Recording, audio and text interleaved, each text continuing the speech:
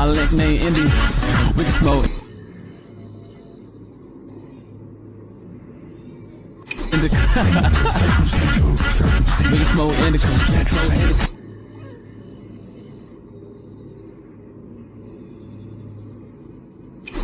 We can smoke indica.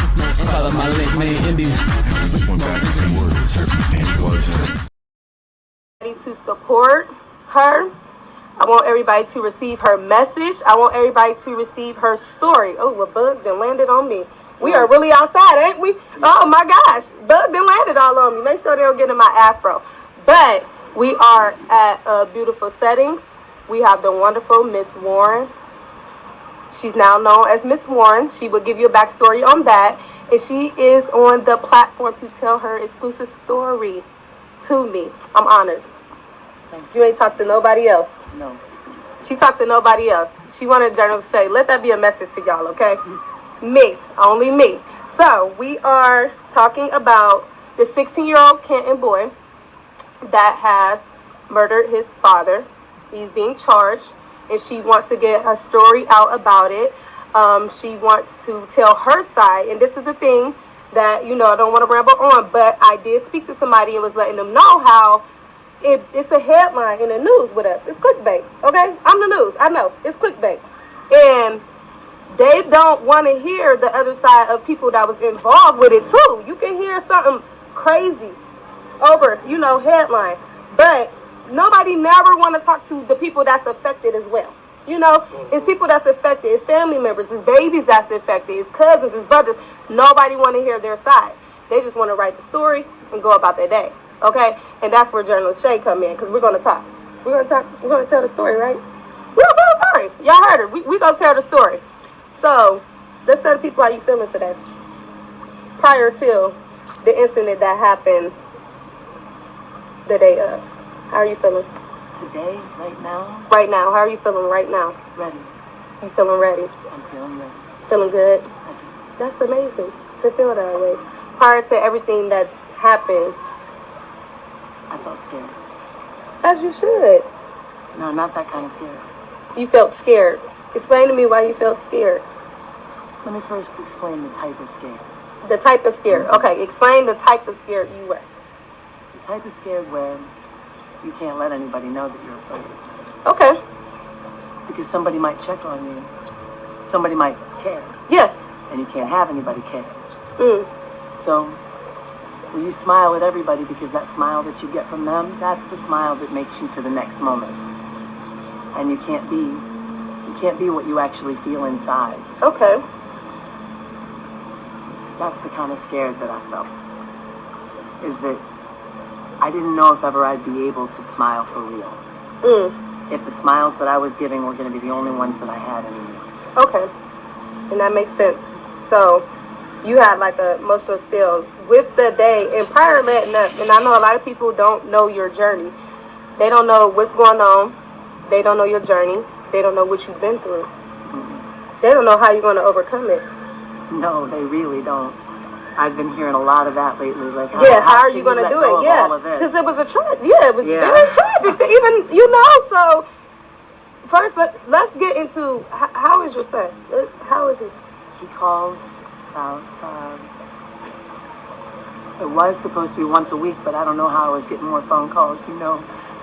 He was getting more. Yeah. He climbed the ladder all the way to the top. I mean, I think he's one level below. Okay. Don't quote me, I'm not there. I don't know how it works. I'm just getting more Don't quote pieces. her. She's not there. She don't know how it works, okay?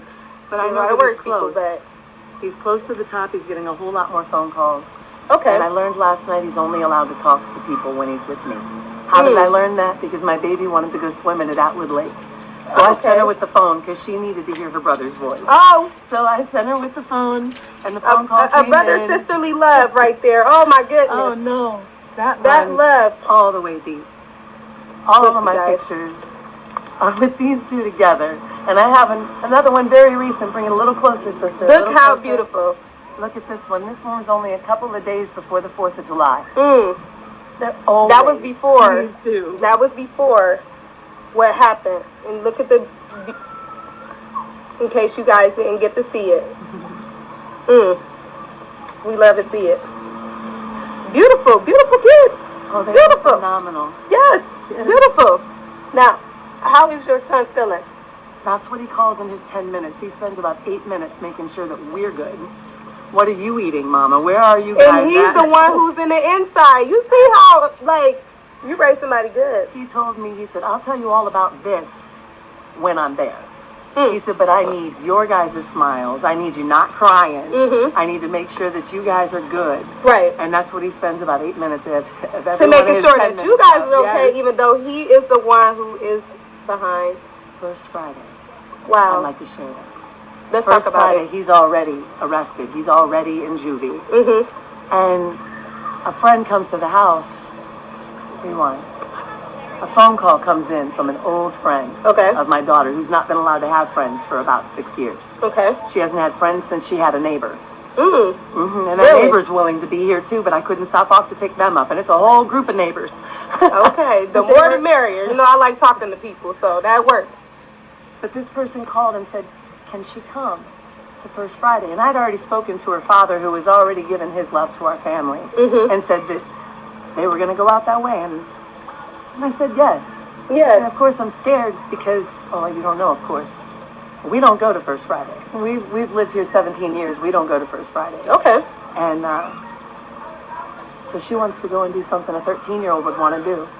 As she should. So I said yes. As she should. So I go to First Friday and I drop off my oldest son and my daughter right there in front of VXI. And then I say, I'm going to go find a parking space and I'll meet up with you. And that felt good to me. Yeah. I go park my car and I start walking up 4th Street. And the closer I got to everybody being happy and excited, the more nervous I got. I'm not nervous. I'm comfortable around large groups of people. So I asked myself, why am I uncomfortable? And it's because I didn't know where she was. Can you come over here for a minute? Hi, sweetheart. I imagine you have the pictures of the beauty I'm about to talk about. So, And this is a wonderful, wonderful, beautiful sister. Say hello. Look at her, you guys. She's so amazing. I know. Prior to then, because I know you want to talk about First Friday. I First want to Friday. get into Yeah, First that Friday. First Friday. Yes, Okay, let's talk about that First Friday. because that's why she's sitting down here. Yes, let's talk about the First Friday, sis, and I'm going to get out your way. Look, y'all, I'm going to get out of the way because my afro is always in the way of something, right? Let's talk about First Friday. I'm going to hand it right on over to you, okay? So was it a phone call that got you to go to First Friday? Yeah. I was talking to my friend Jeana, and she had mentioned First Friday to me. This is the second time I've ever went to First Friday, so I was kind of nervous. When was the first time you ever went? I was about 4 years old. So she goes, she asks, I say yes.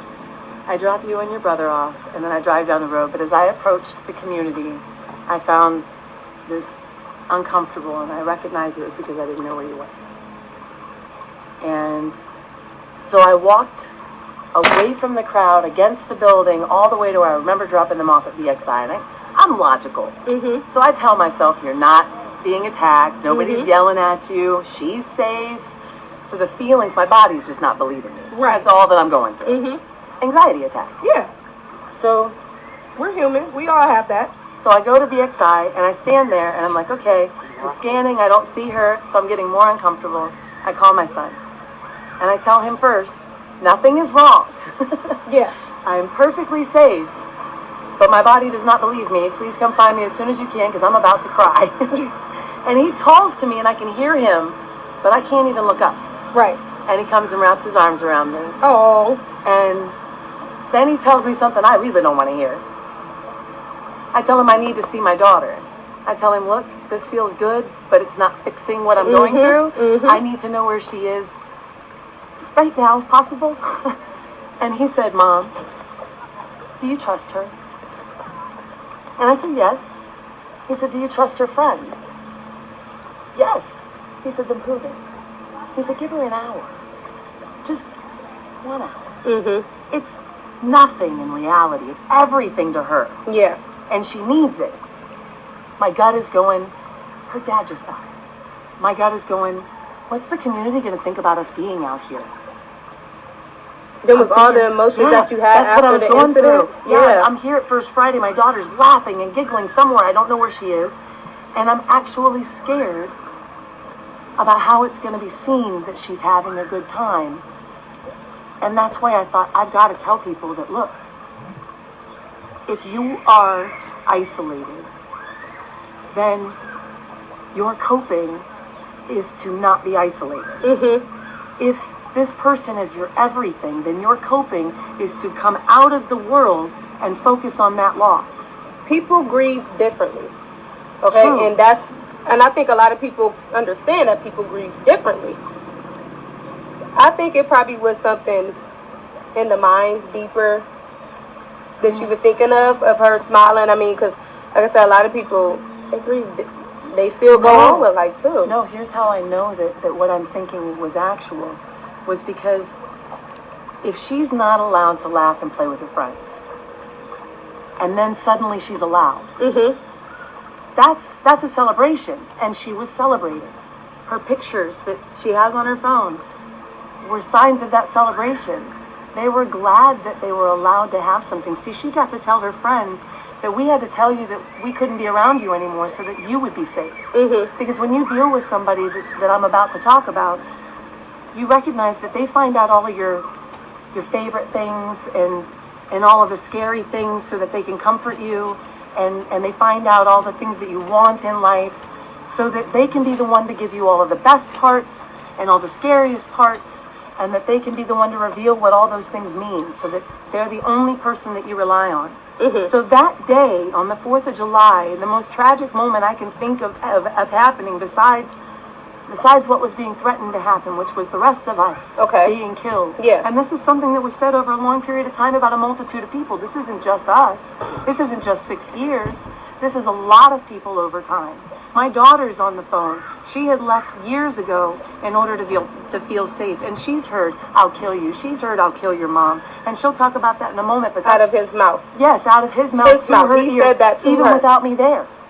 So a lot of these things I'm hearing now, because now is a safe place. See, you need to know my children couldn't trust me. They couldn't come to me and tell me what they were hearing, because telling me would have meant that I'm going to go to my husband, to my best friend, to my confidant, and say, your children are nervous, that a neighbor is nervous. And I would have thought that was a good thing, that we would communicate about how to make them not nervous.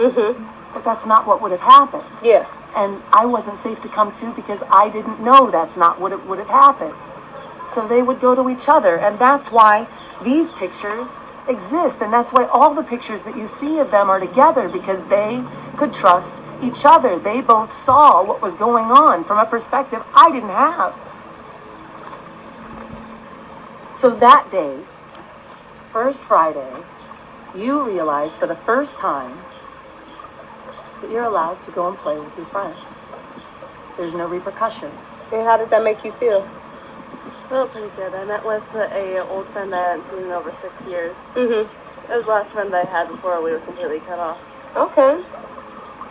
And it felt very good to just have some friends. It was amazing to see him hang out with Yada. Everybody needs a friend. She definitely did. Yes, everybody needs a friend. But it was a good thing that you were able to confide in your brother, even though you didn't have any friends. It was a good... This right here was amazing, okay? Because I'm the same way with I have a brother myself. To confide in your brother, and you can tell y'all very, very close.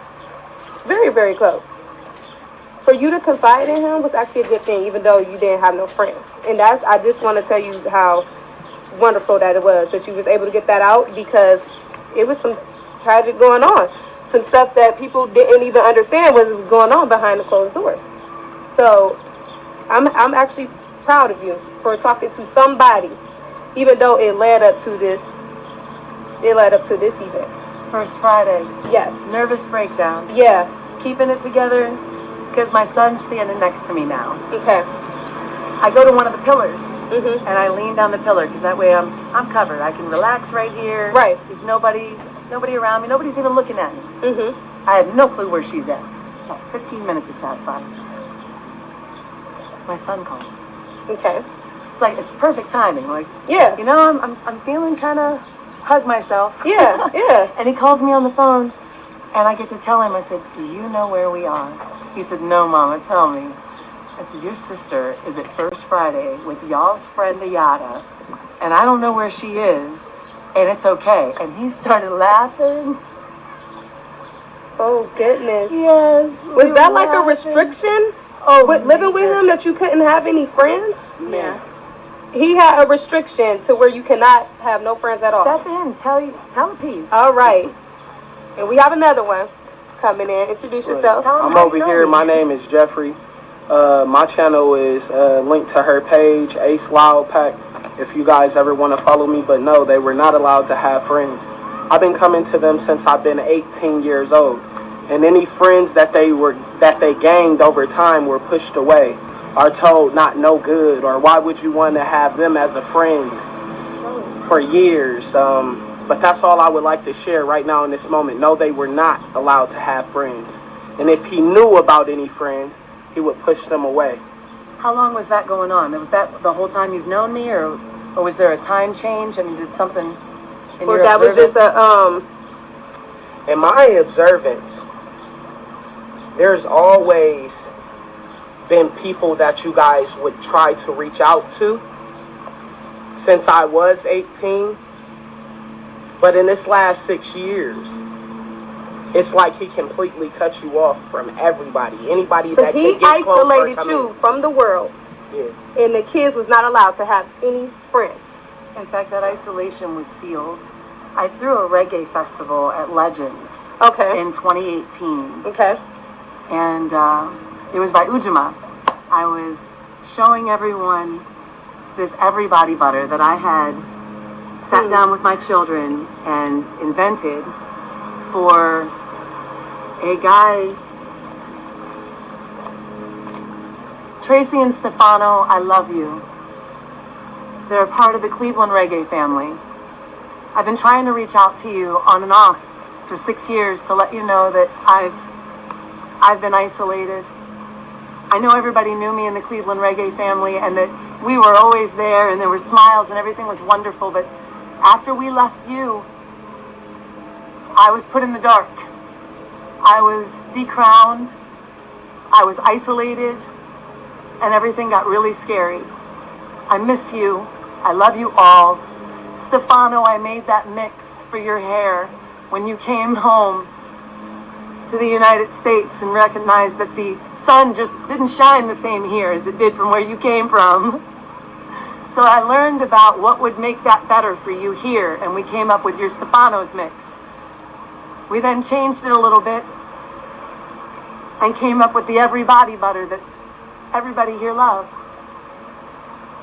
And I had invited a young lady in my house. I'm sure she's not going to be happy about me telling you what her name is. So I'll tell you the name that she'd want you to know. Yamina Albay. But her name is Candace Riley. She was a beautiful young lady that I met that was working at a place called Diata that made fresh juices. And if you know my family, then you know we're drawn to vegan things and organic things and truth tellers and happy people. And she met those things. She was those things in my observance. So I asked my family if she could join us, like help teach us about the things that she knew, because she was going to school for something that had to do with herbs. I don't really know the title that it was. I just know that it was more dynamically entwined than I was, and that I admired that. And then I had just got to meeting someone called Dr. Sadie. I didn't meet him. I met his works. I saw online what he was doing.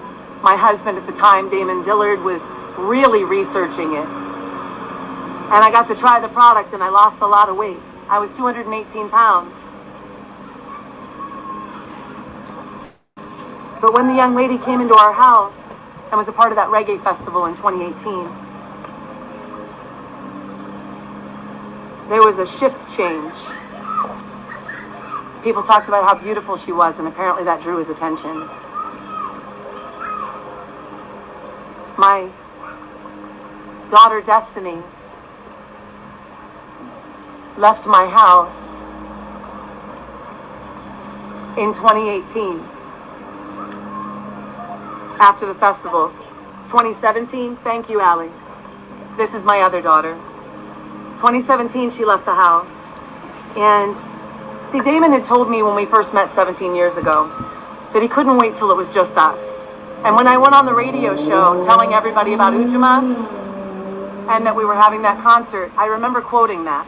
I remember saying that I thought it was such a beautiful thing that he said to me, I could not wait till it'll just be you and me. Well, Just You and Me happened in 2017 when Destiny left. It was the last supporter that I had that came before him and I, which only left our 2 children, these 2,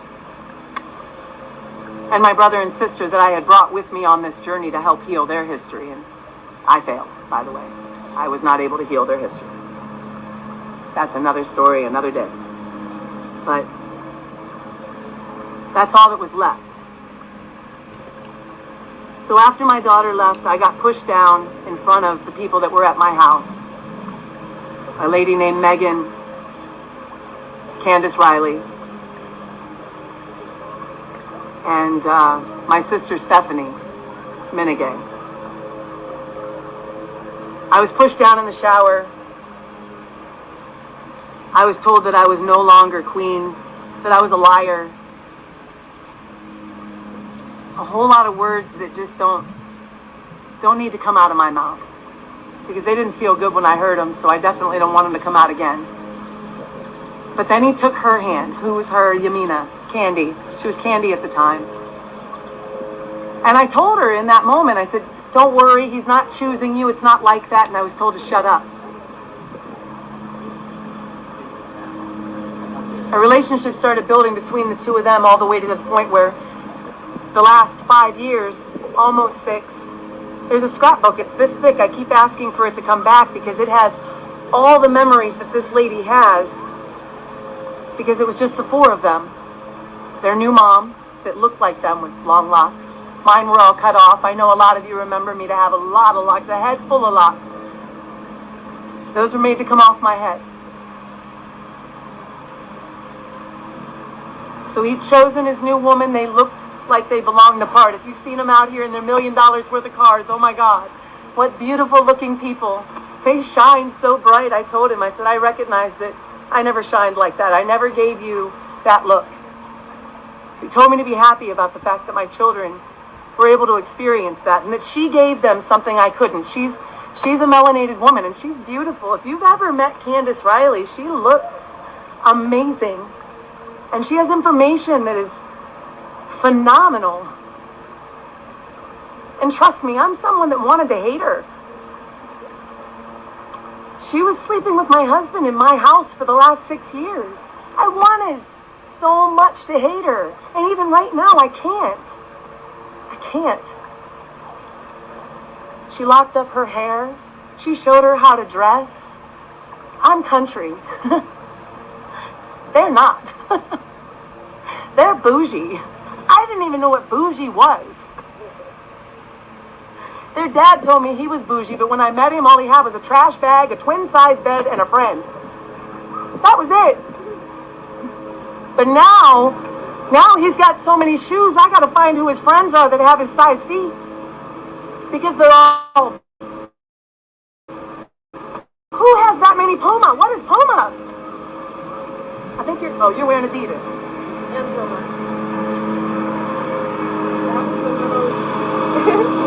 And I'm sorry it felt like a rant, but I know I'm telling you something terrible, but I also have to tell you, I asked for this beautiful lady to join us.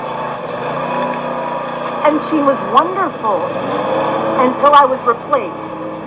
And that's when my world got scary. Because I wasn't just replaced with a person. See, it wasn't like that. Because I was being told I wasn't being replaced. I was being told that someday I would be punished enough and I'd be able to join my family. Someday I wouldn't cry all the time about every single experience and I would be happier, and then they'd want to travel with me. But, Okay, so what about wait a minute, who told you that? Damon did. Damon Dillard Musa El Bey, same person, told me Jubilee. If you're Christian, you recognize that every 7 years there's a Jubilee. And that is the man that passed away. If you are familiar with the story.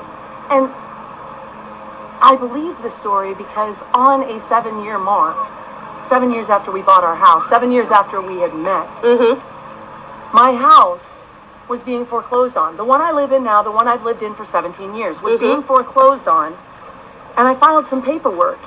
And a man named Thomas Cluting, why would a name stick in my head when I can't remember my neighbors' names? Because this man wrote off $83,000. He told me on the phone that the house was mine, I didn't have to worry about it anymore. And it was after I had said, he said, go get an apartment. I said, I've only ever owned a home. I have no credit. I have no way to go and get a house. And he said, don't worry about it anymore. It's over. And I said, what is that supposed to mean? I snapped at someone who just wrote me off for $83,000. Oh, wow. So that name stayed in my head because you don't snap at somebody that hands you $83,000. I'm going to know that name by heart. That's right. So, Thomas Cluting, I thank you. My family thanks you. And you may never see this. But that's the reason I believed in Jubilee. So when he takes this new woman and starts grooming her to shine like a diamond, like once I did, and told me that Jubilee would come. Family, this is year 6. Right now, this is year 6. I only have one more year before the love I thought would be again. That I was going to get to go to Belize. That he was going to remarry me because he made me divorce him a year ago. Shout outs to my attorney who said that I was nuts. He did. He said, it doesn't work out like that. You can't just not take alimony, not charge child support. He told me he had to move out of his house right now. Who are you to come in here with y'all living in the same house talking about divorce? Yeah. So he pretended to move in with our oldest daughter. His daughter.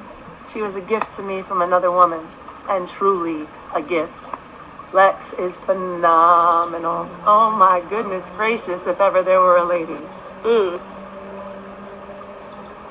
She's the one that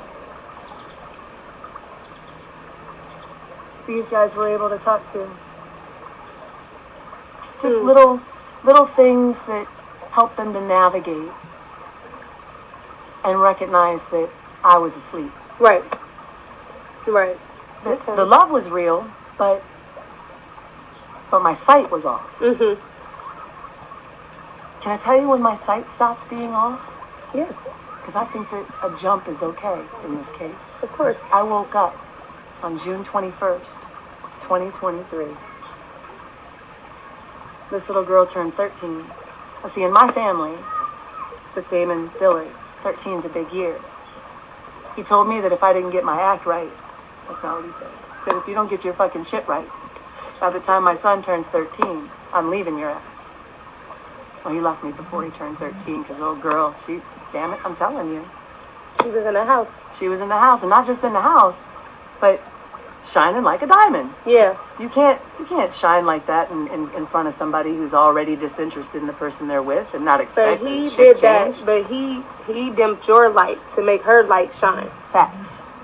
And that I brought up later. Yeah. Because if you don't know you're dealing with a narcissist, then you try to reason and you try to talk and you try to back things up. And I did all of those things, and I got in a lot of trouble for them. We'll talk about that in a minute. But on June 21st, I recognized that the darkness I was in couldn't be anymore because my children weren't happy. I thought that they were because I'm telling you, this scrapbook, my family traveled all over the states.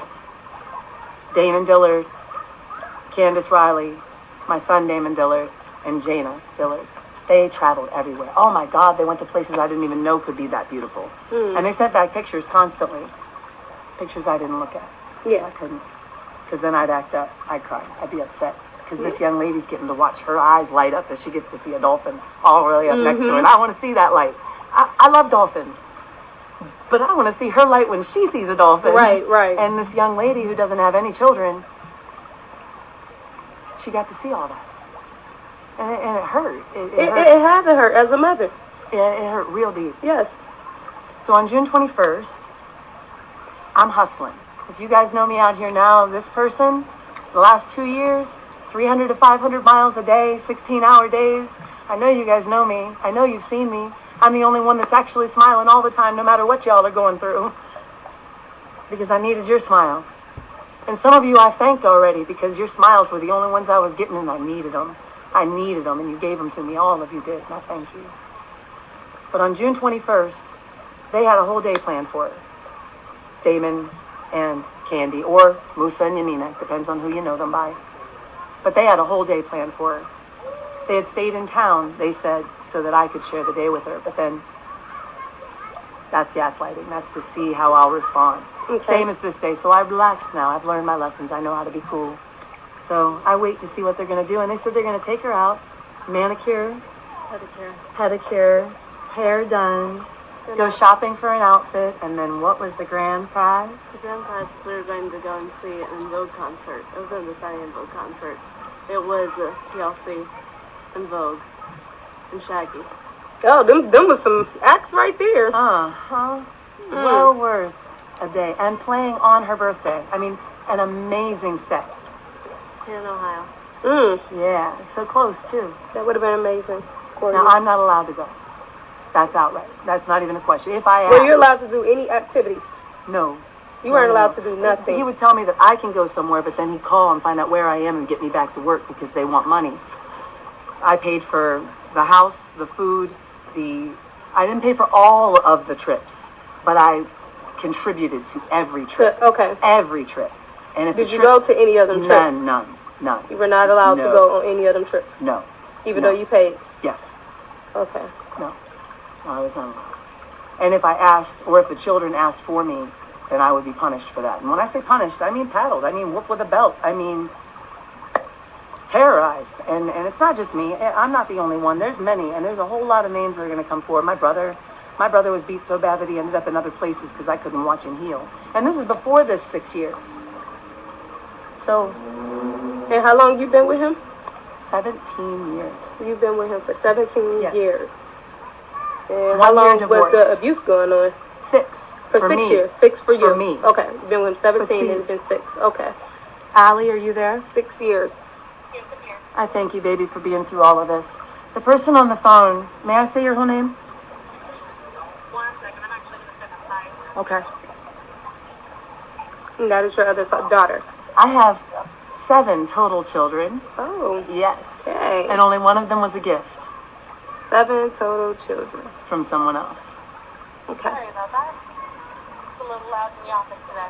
That is all right, darling. You are live, and I am introducing how Damon was brought into our life and the reason why. Are you ready? Let me see. He was brought into our lives when I was 8. For reference, I'm 27 now. He was brought in because there was somebody in the house that was dangerous. Okay. I don't remember his whole name. I know his name was Timmy, as far as we knew. He was dangerous specifically for me. So he came in being a protector. He came into the house being a protector. I specifically you. said this to this man. He was brought in specifically to save me from this man. Okay. Okay. I'll tell the story of how he did it. Yes. Okay. You tell the story of how did that come about? Like, go further details. I into was that one. running a daycare called Daisy Daycare. Okay. And it was shutting down at the time. And I was leaving the person that I'd been with since I was 18. And I'm 28 at this moment. Okay. And my client says, I'd like to take you out. And I said, I don't fraternize. I don't go out with my clients. Yeah. And she goes, girl, shut up. You're not even running a business anymore. Come on, we're friends. So she takes me to a place called Bocassio's. It's now known as Jersey's. So I went out to Bocassio's, and there's this guy in a security shirt shining under the light. Like, oh my goodness, I've never seen anybody like this before. And she sees me see him. So she takes me over to him and introduces me, and I'm uncomfortable. And he says, you want to go out afterwards? And I said, sure. By the way, I did not stay. I ran because I didn't want to run. So I ran. And my girlfriend calls me up on the phone and leaves a message saying, he said he's not going to wait for that coffee forever. So I came back to that place in the middle of the day when I figured nobody would be at a bar. You don't go to the bar in the middle of the day. And I said to myself, if he's there at 1 o'clock in the afternoon, then I'm meant to talk to him. Yeah. So I walk into an empty bar, get halfway into the bar, and turn around like, that's what I thought. And he comes out of the back, and I couldn't even remember his name. I walked straight to him, wrapped my arms around him like a long-lost friend, and he wrapped his arms around me and walked me out of the bar. And the boss comes out of the back and says, where are you going, Dave? He says, she left last time. I'm not taking that chance again. That stuck with me. Oh my goodness, did that stick with me? So we went to Denny's. We ate. We had fun. I got pregnant with that little boy. And I thought to myself, do I want to do this? I don't know this person, but do I want to know this person? Mm-hmm. I went, Yeah. I do. But if anybody knows me, they know that I always go to the dad. I always go to the dad. Even if I don't like the dad, I really believe, because I didn't have a dad. Right. So dad is major important to me. And if you know me, you know that the men that I had weren't necessarily but it was their children. And that's what mattered. So I went to this stranger that I had enjoyed the energy of. And I asked him, what he wanted to do. And he smiled. He was glad. So we started our journey. We bought a house. The house that I still live in to this day. And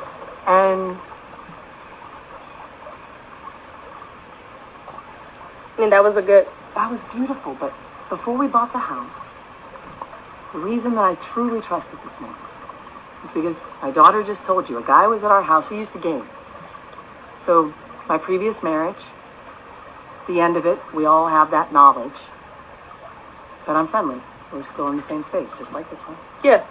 And I can't go be with this Damon guy if this guy is in my house. Yeah. Because I'm leaving my children in an unsafe space. And I'm not comfortable being at Damon's house, well, Damon's friend's house, with him there. So I tell him, I said, I know you don't have a nickel in this dime. I tell Damon, I know you don't have a nickel in this dime. I know you don't know my children, and we're not at that level. And this is before I get pregnant. This is that one space right there before the forever time happens. And he says, okay, what do you need? I said, just come out here and convince this guy he doesn't need to be here. So he does. He comes out to my house, and look, okay. Room full of white people. And I bring in this brother. Very strong, at least visually strong. His words have this resonation when he talks. Commands attention. And he comes into this room, and he does exactly what he does. And everybody's looking like, this is new. This is strong. Why are you here? And they ask him a dumb question. They ask him what it's like to be a black guy. I'm sorry. I can only tell you the truth. I can only tell you what I observed, and I can tell you, damn, was I uncomfortable. I had no idea where this was going to go, and it went dark quick. Let me just tell you. I'm sure it did. That Damon I'm has been to positive prison, and let me tell you that he shared just a tiny piece. If it's true or not, I don't know. I'm still not asking. I'm just saying, damn, the looks on everybody's face in that room. Let me tell you that those friends, if they come out of the woodwork and speak, I'm sure they remember this moment just as strongly as I do. You talk about broomstick and a boy, you go too far. I didn't even know what it was until much later in my relationship, but I guess we are where we are. So he sets the stage. He then sits down on the couch like nothing ever happened. And this boy named Timmy, this predator, this young boy, he has his own house, his own car, he works. He's got it all straight. But he's got this weird energy around my daughter. He steps too close. He whispers too quiet. He's where she is, but he's there to be with the adults. Just little clues that tell you, So I went to my friends and I said, hey, your boy, check on your boy. And they're like, there's nothing. What are you worried about? He ain't done nothing.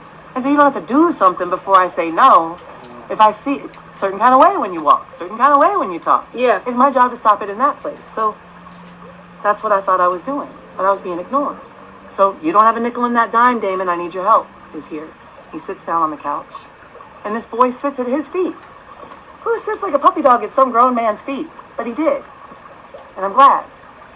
Because Destiny was called over. Destiny's my redheaded daughter. The last one that left my house when the 6 years happened. She was called over by Damon to touch this guy on the back of his neck. She was instructed quietly how to shift a vertebrae in his neck. I don't know to this day how to do it. but I watched it happen. She touched something and he laid his head down on Damon's lap. Went straight to sleep. Instantly. And then Damon does something to him. I don't know if he stretched something. I don't know what he did. That's not my thing.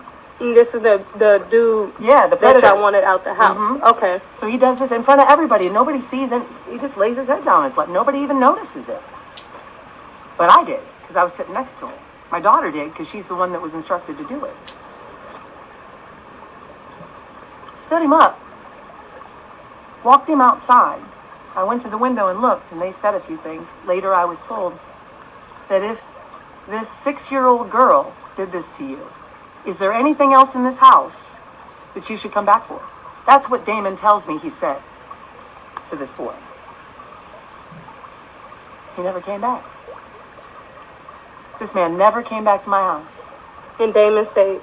And Damon stayed. Damon stayed. Damon stayed. Damon He came. won my heart in that moment. Absolutely. You shut it down. You didn't need to know this man. You didn't ask him what he was there for. You didn't need any information except for the fact that he wanted to touch my daughter. And you didn't even have the daughter he was trying to touch do it. You had a younger child come over and go, and show him that, look how fragile you are. That's what that message told me. Look how fragile you are. Do you really want to come back? And he stayed. And y'all was good. He stayed right there in that house. My ex even told him, move him in. And I said, are you sure? He said, yes. And y'all had wonderful 11 years before the 6 years Oh my abuse goodness. started. Cleveland Reggae family, send out your pictures.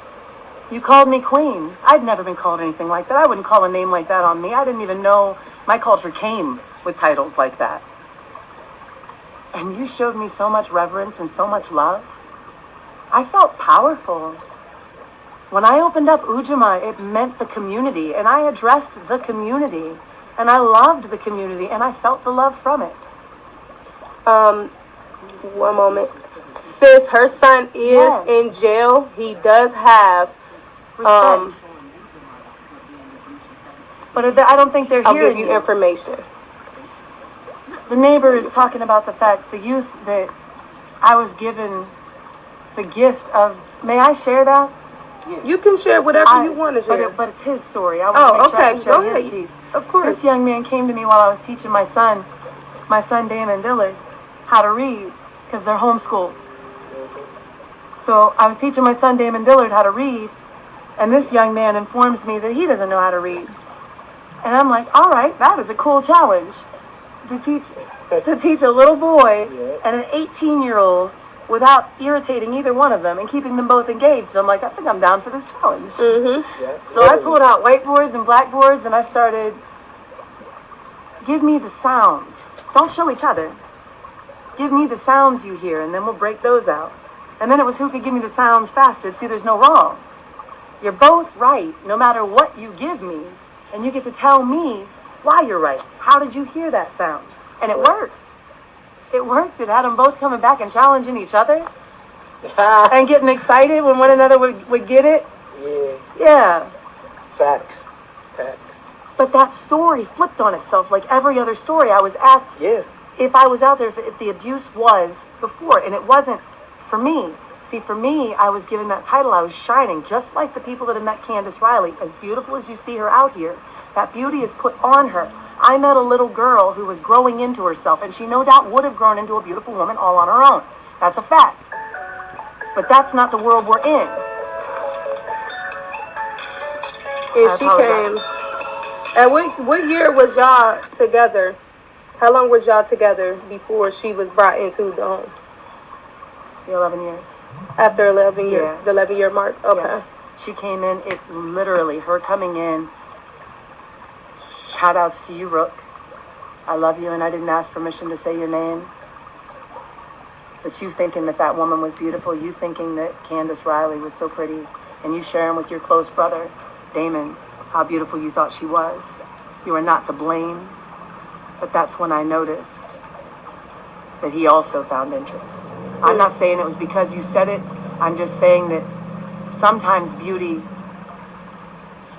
is only because someone else finds it beautiful. You ever been a child and play with a toy? And have somebody come over that never cared about that toy suddenly go, that's my toy. I like that toy. Yeah, right, I like that toy. Then you want it? Yeah, so that's, then she came that's what I saw. Yeah. At the 11-year mark, was she moved right in at the She 11? did, on Mother's Day. I would She moved in on Mother's Day? She left her mother's house to move into my house on Mother's Day. See, Candace Riley loved me. Okay. Complete. She didn't even like David.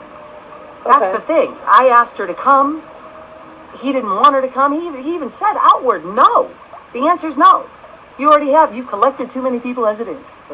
So that's a fact. Anybody that's known me long before I ever met Damon, I have always had people at my house. I feed everybody. It's always been that way. He pushes them out. Yes, but I didn't know he was pushing them out because he was saying I was pushing them out, and because I'm constantly looking at what am I doing wrong. It was easy to take on somebody else's what I'm doing wrong and think it to be true. Okay. And then not being allowed to be around them, I can't confirm. Hey, did I do this to you? I'm really sorry. Yeah. So those availabilities weren't there until now. Everybody's coming out of the woodwork now, and I'm asking them the questions because I remember why I lost each friend, at least what I was told. So I asked, did my breastfeeding bother you? Is that why you disappeared 13 years ago? These are the questions I'm having to ask friends and family. And you was losing your friends in the midst of that. Yes, they were all disappearing. They were there one day, everybody's smiling and laughing, and then they weren't there anymore. And then when I start asking about them, I'm told I offended them. I was too open with myself. I'm like, well, I have... So you didn't have no friends either. No, none. Even though the kids wasn't able to have friends, you lost out on a bunch of friends too. Yeah, everyone. I mean, all of my reggae family, they're all gone. I don't have not one of their contacts. That's the reason why I'm here right now. Yeah. He isolated, all of my friends from school. He just isolated all you guys and moved this woman in, made her shine bright. You suffered the abuse in the midst of it. But the fairness is, I joined into the suffering of the abuse. That's what the neighbor came over to say. He wanted to inform that other people were being abused while I was being made to shine like a diamond. Now, my children were being made to shine too. We were all out there. In fact, I think Damon Dillard, this little guy here, I was told that his picture on a drum when he was a little boy is in the Rock and Roll Hall of Fame. Okay. Because he was out there with Carlos Jones. Yeah. And they were playing. I've not been able to see that. I'd like to do that. Yeah, I will. Even be sent a pic. If someone's been there, send me the pic. I want to see it. I'm used to enjoying my children through pictures. So send me a picture of my children having a good time. I'd love to see that. Yeah, that would be amazing. Shout out to Carlos Jones. We love you. So in the midst of all this, what do you think your son was thinking about that led up to that day of that tragic incident that happened This is today? the one space that I can only give you the tiniest piece of, and I need you to love me and understand this. I need you to love and understand the fact that there wasn't a thought of this. This isn't a thought. Proving to Dad that I love him and that I'm worthy of him loving me as his wife again was a 7-year process, I was told, of which I was 6 years into. My children were told that if I stopped crying all the time, that they could have their mommy back, and that I was the only thing keeping them from having a mommy, and do they see how not important they are because I'm not willing to stop crying to create that moment. My son's being told that he's getting big, and that he's big and strong because he's supposed to overthrow his dad. Who told him that? His dad. His dad told him Constantly. Yes. that he should be strong to overthrow him. No. That he's getting to the point. Getting to the point that he's gonna. Okay. He told me out of his mouth. He said, "You're getting to that. Like, one day my son's gonna challenge me, and I'm gonna fuck him up, really bad." Like, he told me. Over time, though, he kept doing it. It wasn't like, "Well, you getting big. I know you're gonna challenge me. I'm gonna fuck you up." It wasn't like that. It was a more of, my son is getting to that point, and I know that he's going to try to challenge me. I'm going to fuck him up. He told me because of what he was witnessing going on in the house. But I didn't know that he was witnessing anything. Nobody knew that everybody else was witnessing her trauma that she went through is her trauma because he would separate and I'm not allowed to show it. If anybody asks, remember in the beginning of this interview, I talked about the fact that I smile because if someone asks if I'm okay, I can get in trouble. Okay, so the abuse, you were going through silent abuse. Yes. With this man, Silent Damon. within my own home. Okay. Like if she were to go to Dad and goes, Mom, okay? She's limping. I'm beat. You were going through silent abuse. Yes. And nobody knew what was going on. But I find out now. One thing I wanted to add to before is that the part that I saw was that whenever he'd be working out, trying to impress him, then they'd say, "Oh, you're trying to show me up?" You just increase the So amount. he was basically getting threatened by your son as he was growing. Daily. Yeah. But he'd always been that way. I found out recently that, see, a lot of people have seen his dad train him. And I saw his dad train him. Mm-hmm. What you see on my shirt is a martial arts place. Seafood. Jeff Lang. I love you. I thank you. I respect you. I honor you. You taught me well. I was able to protect myself. Not completely, but I'm alive. My children have learned, and the neighbors that haven't been here, those neighbors, I paid $700 a month for all of us to go to this man to learn Kung Fu. So you could fight back. No, to protect. Just to protect yourself. just to protect. Okay. There was never an intent to fight back because we didn't know that fighting back was a necessity. We thought we were being taught. We thought we were being given the information about how the world really is so that we'd be able to better deal with that world. Right. Okay. And we didn't know that each other was going through anything. So I thought my lessons, my beatings, my silentness, I thought I was being taught to be correct. Like I wasn't a lady enough. Like I wasn't educated enough. I wasn't communicative enough. Okay. So I had lessons I needed, not having a dad. Right. So this man took the place of a dad, and I was listening like a daughter.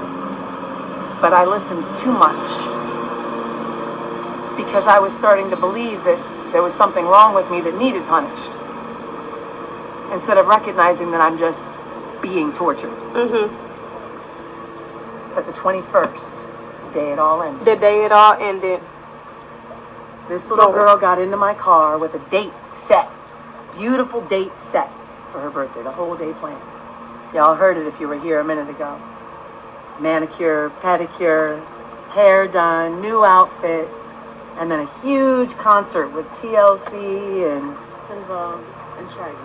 Vogue and Shaggy.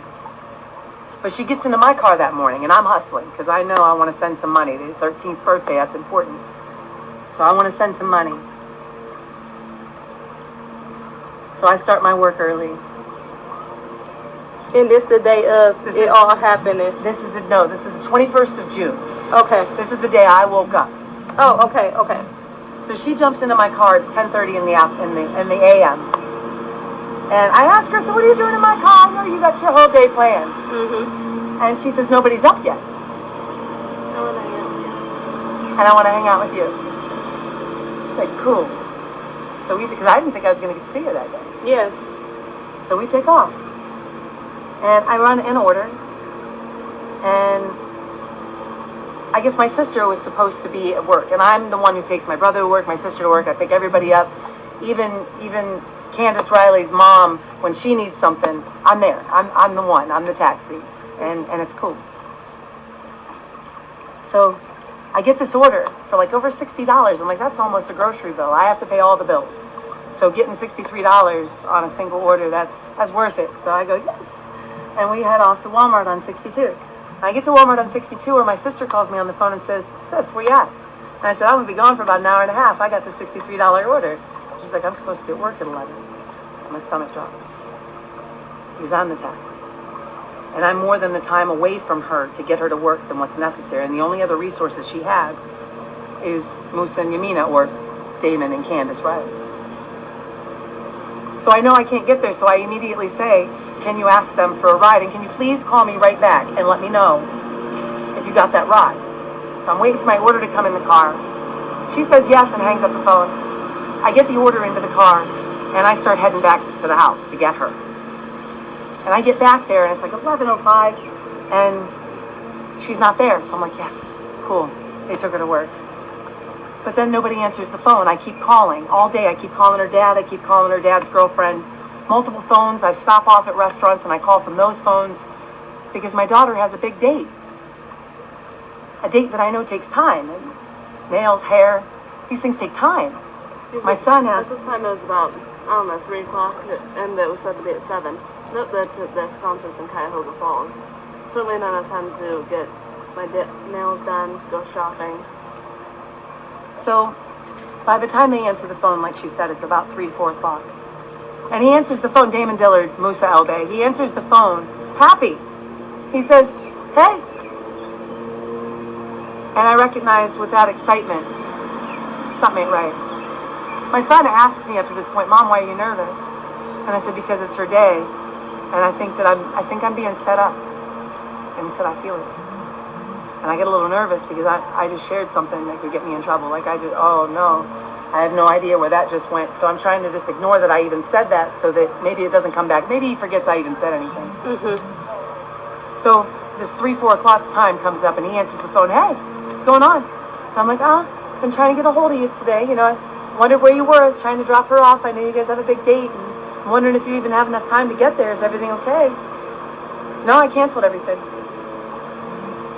Well, why would you cancel everything? He said, because you always get in the way, you ruin everything. Well, what did I ruin? Remember, my children are next to me. They've been next to me all day, so they know the efforts that I put in to get this contact. I'll drop them off anywhere, I say on the texts. Where can I meet you? Is everything okay? All day, phone calls ringing through. So they know that I didn't ruin anything. But I can't say that. That's not where I am in this space. I'm trying to figure out how, carefully, that I ruined everything. And he says, you knew we had a whole date planned. I was going to get her up in the morning. She was going to have a smoothie. She was going to have this. We were going to go there. And I said, but you weren't up. She said you weren't up. Why didn't you answer the phone? He says, well, you didn't try to communicate. He finds out his phone was off. I said, well, does that count as communication? Like you didn't have the phone on? He said, no. I said, well, didn't you have to pick up the phone to cancel all of your appointments? None of that was reason enough. And suddenly, the light came on because these hands came over the back of my seat. Her arm came over and put it over my heart, and the other one came up and joined it. She didn't say anything, but she said everything. Una palabra. And what does that mean? It means one word. It means nothing. One word, it means nothing. Or it means everything. Like the wind within the water. The clouds. Beautiful song, and it matches the moment because she wraps her arms around me, and I know in that moment that she knows I didn't do anything. She knows that this 13th birthday isn't me. I didn't ruin it. She's not blaming anybody.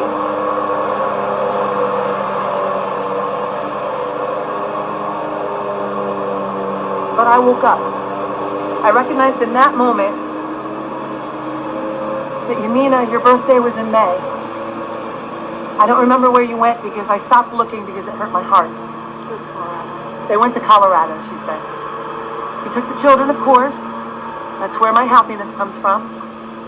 And I sent you $1,100 because I was told that I'm not loving and kind to you and that I don't care about you.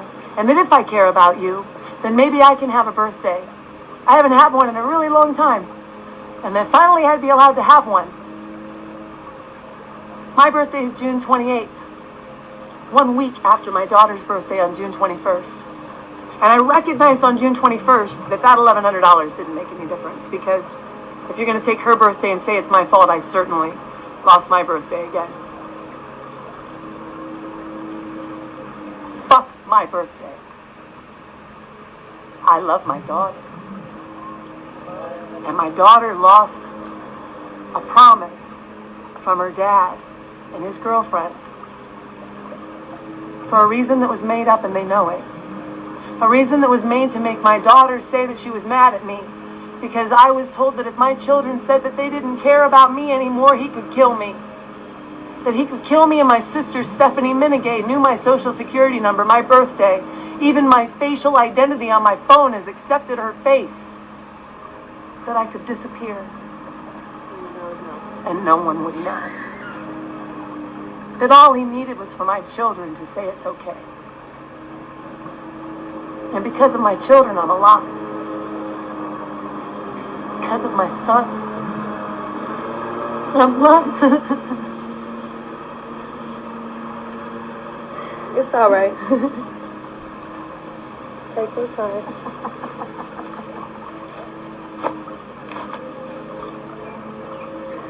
Oh, crap. It's okay. Let it out. Damon Dillard, Sr. was a monster. And that's something you had to go through, and nobody ever can take away the pain you went through, the abuse you went through. Nobody can take that from you. This ring on my hand, Nobody can take that from you.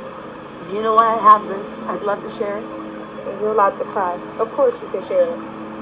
In this last 6 years, I took my wedding ring and his wedding ring. And I volunteered to sell them because I'm emotional. And everybody that knows me knows I'm emotional. And I didn't want to be told to sell them, so I volunteered. Okay. And I split the money with him. But see, this ring was a Montgomery Ward's cheap look-alike to the beautiful ring that he bought me. Because we spent our money on my ring, and at the last minute went to Montgomery Ward's to get his. So the two rings I sold were the ring he bought me and the ring I replaced this ring with that was real. Because I thought that's what you do for somebody bougie. You get them, you get them what the hell they want. So I put this ring away. I knew it was worthless as far as to sell it. So I never even asked what it was worth. But what it stands for is real. Because the ring he gave me wasn't love. And I know that now, and I get it. I get that a narcissist will love bomb you and give you so much and make you feel so important and absorb all of the things that are you so that they know how to flip it when it's time. Yeah. But when I put this ring on his finger, I didn't know all those things. And I committed me to him. 17 years, I committed me to him. And I proved it because the last 6 years, it's still been him. Even though everything was so dark. And he told me, go cheat, please free me. Please go somewhere with that. I told him I couldn't. We're technically still married. I can't. I am who I am. And if there's any chance whatsoever that you ever believe that I am who I am, I'm staying. And then 1 year ago, he told me, you love me? I said, more than anything. He said, then divorce me. So I gave it to him for his birthday.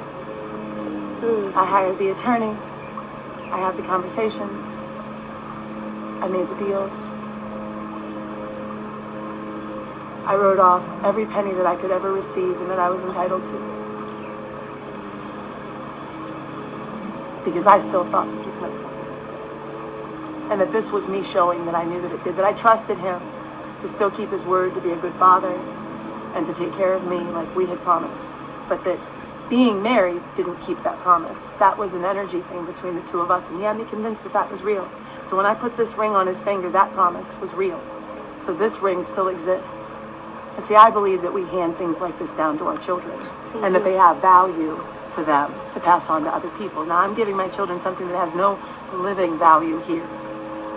But the meaning that was in this was real, and it's real even to this day. Even this bad man that I'm speaking on, even all the terrible things that people will hear, this moment is real. And I can remember when I put it on his hand. And this I'll pass to them. So you was divorced before him even, your son even taking that step. 1 year. You was divorced a year before. So how did he come back? He didn't come never back, left he never the picture. He never. You just divorced He him. made me give my couch. Come over here. Come over here. Y'all was divorced, but he never left. Y'all still was under Correct. the same roof. Correct. Correct. So, We have somebody else in here. Please introduce yourself, beautiful lady, and how you know me. Yes. I'm Leslie Cobb. My husband Ryan actually knew her before she met Damon.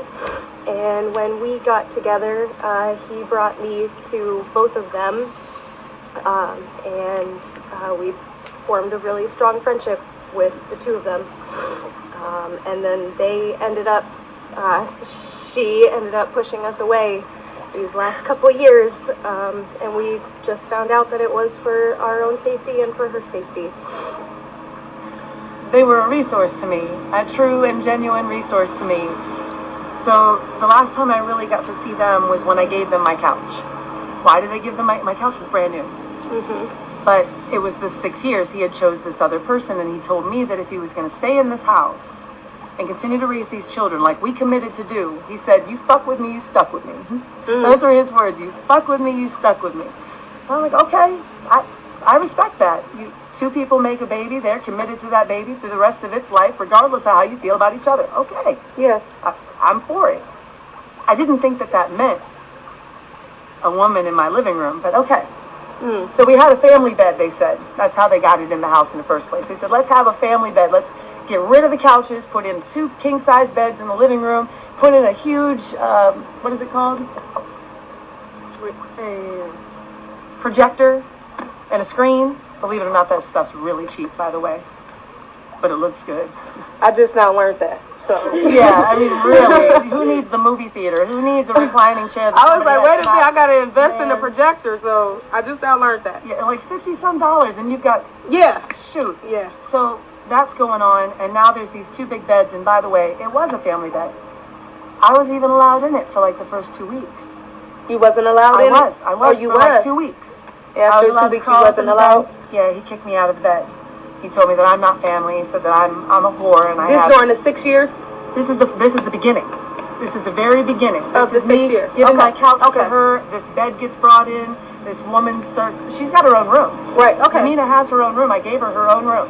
Okay. But she don't sleep in that room. She sleeps downstairs with what was my husband. Yeah, okay. And they're clothed, they say. They sleep clothed. Okay. And that it's not a relationship, they told me. Okay. That he's always had women sleeping in his bed. Forever he's had. And his dad thought that they were together, and that's why they're not close. So am I going to do that too? Am I going to say that he's with these women and create a distance between him and I? So I'm like, no, I'm going to wait for Jubilee. I'm going to get my man back. I like this guy, you know. I'm a good girl. Okay. And I wanted him to remember that. So no, I'm cool. So this goes on. So she gets my couch. She can't figure out why. Like, why aren't y'all charging me for this couch? Like, what the hell is going on? And then a couple years ago, I got rid of one of the beds because I'm sick of it. All their stuff goes on this other side of this family bed, which means it ain't a family bed. This is y'all's bed. Right. And you're going to quit pretending like it's a family bed because the children tell me, can we watch a movie? And they're like, yeah, but we're not going to move nothing. You tell that part, because I'm not even here for a lot of this. Y'all are telling me how it wasn't just me being isolated at this time. I thought that I was the only one not allowed in the bed, but that's changing. Because at the point where it was known as the family bed, it was that only on the weekends we could sleep in that bed and watch movies and such.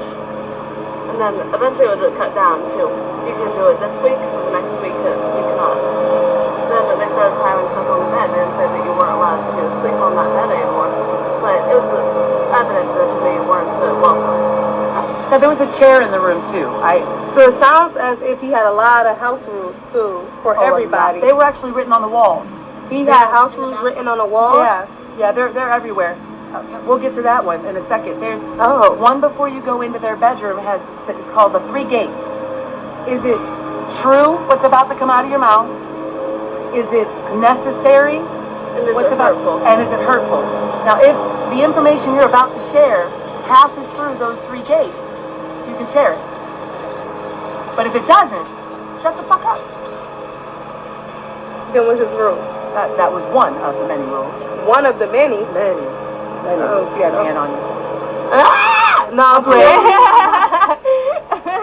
Little sister comes over to use my restroom, the one that's over here to my left. Her name is Amber. And she says, what the hell is this clipboard in your bathroom?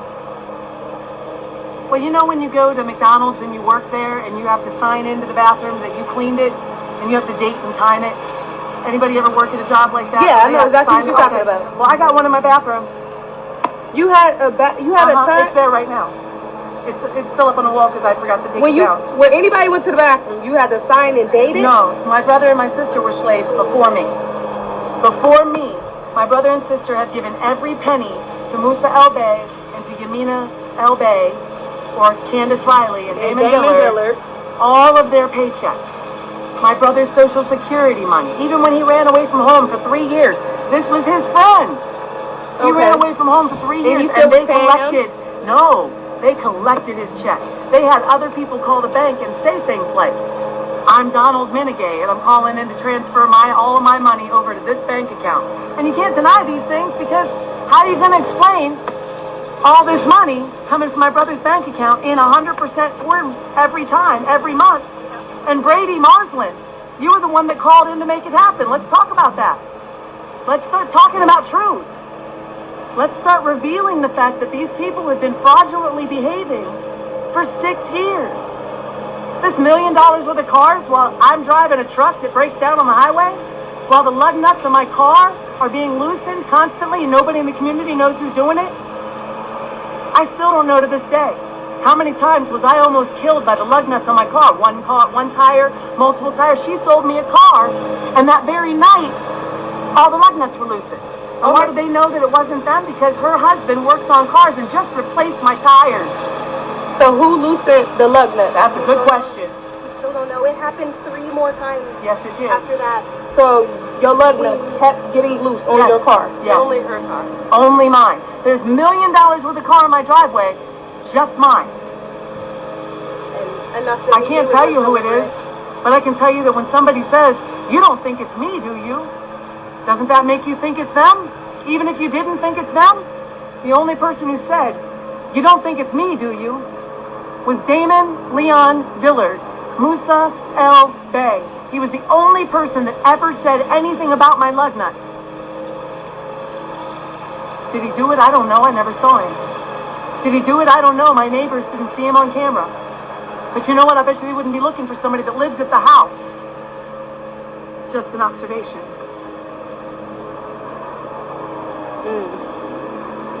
That sounds like a lot to have to go through. That's a lot of abuse that nobody should have to go through. That's a lot of traumatic experience, a lot of trauma. It's tragic. It's something that I'm happy you at a point to where you're able to speak about it, though. My daughter would like to speak to you. And this is a question that everyone's been asking me recently. Bring that voice up. It's that, why do I care so much about my brother? I'll listen to it right now. The question was, why does she care so much about her mother? People are asking Brother. About her brother. This is Julie. And at first that may sound like an obvious question. Because he's my brother, not just. Exactly. It's that, skipping back to the day of my birthday, when it was taken from me. We were sitting on the staircase to our house, and he was so upset. He was saying, "My birthday's been taken away year after year, but seeing it taken away once was all I need." It upset him so much. It was just only why'd have to be my birthday that was taken away. Why couldn't have been his? These guys, the brother and sister, Damon and Jeana, these guys have been coping for the last 6 years. How have they coped? They would write down the things that they would want for their birthdays. Because we don't celebrate Christmas, Easter, Halloween. We did when they were little. When I first was mom, we did those things. We had fun. Yeah, of course. But then he stopped those things and said he never celebrated those things. So those truths were then told. And we had to regurgitate that, you're right, we don't do that. Okay. So Birthdays is a big deal. huge deal. And he hasn't had one. He hasn't had one in a long time, so these two would cope because they ran their own business. Do y'all remember Nana's Num Nums? We were at all the community places. You sold out. You guys bought everything that she brought. We taught them that children have power. Children's voices are the strongest voices. That's the time where you can actually do something and make a difference. Because everybody's listening to you. Sis. So they would write down the things that they would want, and they would save up their little pennies and give each other the money to buy whatever they could possibly get that was on their list within that budget. It could be $20, it could be $50. But they didn't get it from their dad. And they didn't get it from their mom. And they didn't get it from his girlfriend. They got it from each other. And they made sure to get it from each other. Right. And so finally they gave up hope too. When was that? That was, I'd say a few years back, maybe 4. Is that every year I would, me and my mother would save up. He wouldn't tell you this, but he would give me his birthday money so that we could get everything that we wanted.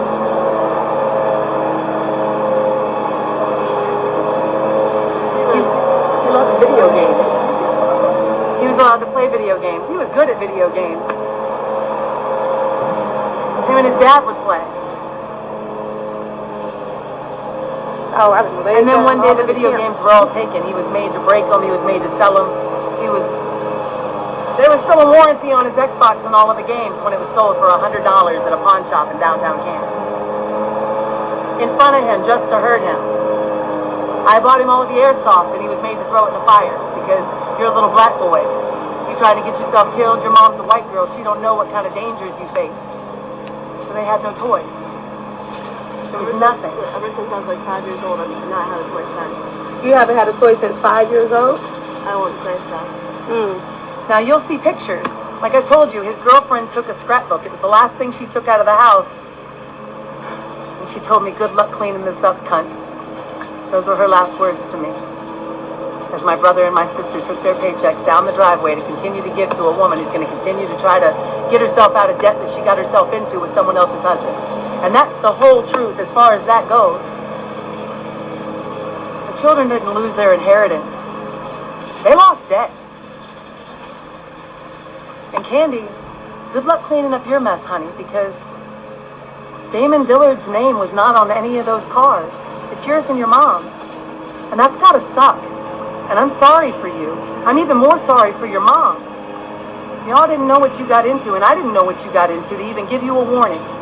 But you can't sit here and tell the world that if you knew I was being tortured, that you would have left a long time ago. That's not true.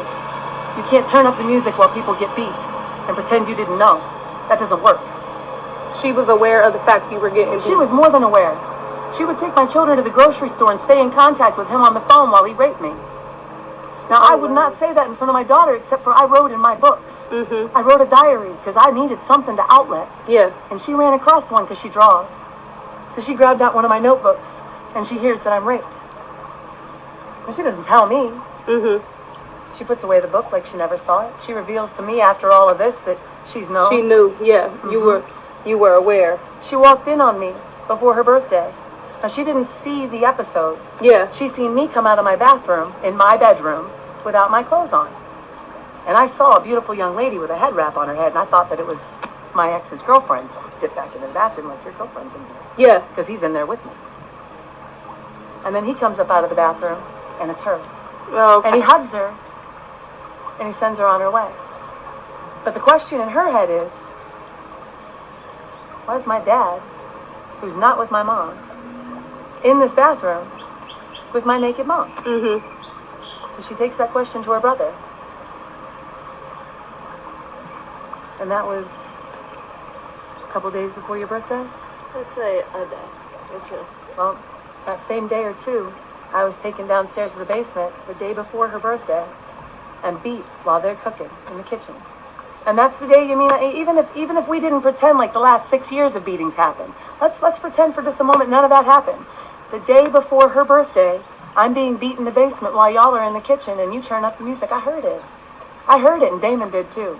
Musa, he heard it. You know how I know he heard it? Because he stepped back and made sure that that next crack that he gave me would ring through all that sound upstairs. It scared the hell out of me as I seen him swing back like that. And you know what else? He told me constantly that he wanted a reason to hurt you. He wanted a reason to beat your ass. And he was looking for me to give it to him, but I didn't.